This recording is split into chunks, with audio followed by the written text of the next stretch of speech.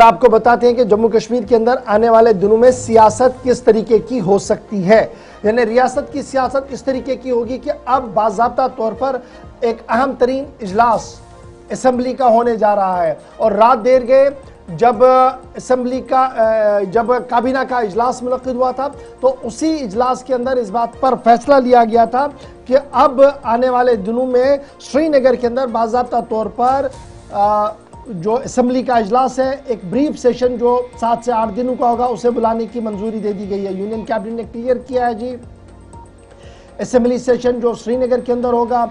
और ये माना जा रहा है कि ये सेशन जो है वो अक्टूबर 13 तारीख से शुरू होगा, 20 तारीख तक ये चलेगा। यानी दिवाली से सिर्फ चंद दिन पहले इसे इख्ताम करने की बात जो है वो कही जा रही है। और इस ज़िम्मन में बाज़ाब्ता तौर पर समरी जो है इस हवाले से वो जारी होगी लेफ्टिनेंट गवर्नर के दफ्तर से, क्योंकि ये सिफारिशात जो है ये जाएंगी लेफ्टिनेंट गवर्नर के दफ्तर, जिसके बाद वहाँ से समरी जारी होगी। उसी समरी के पेश नज़र जो है वो सिविल फिर असेंबली का सेक्रेटरी जो है वो कैलेंडर भी जारी कर सकता है। लेकिन इस बीच जो तारीखें तायीन की गई है इसमें 10 से 15 दिन का वक्त मिलेगा।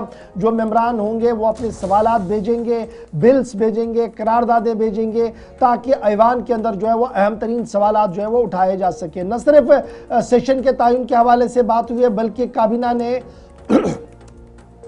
फ्लड रिलीफ और दीगर मामलात पर भी तबादला ख्याल किया गया है। कुछ अफसरों के प्रमोशंस के हवाले से भी कल मंजूरी जो है वो दे दी गई है। और ये लगातार तीसरा सेशन होगा जी उमर अब्दुल्ला वाली हुकूमत का जो बुलाया जा रहा है। और इस ज़िम्मन में तमाम तैयारियां जो है वो असेंबली सेक्रेटरीट की तरफ से पहले ही कर दी गई थी, लेकिन तमाम नज़रें जो थी वो काबीना इजलास पर थी, क्योंकि इस इजलास के आने के बाद ही ये तयन हुआ कि जनाब 13 अक्टूबर से 20 अक्टूबर के दरमियान सेशन हो सकता है। और जब ये सेशन होगा तो याद रखिएगा काफ़ी हंगामा खेज सेशन होगा।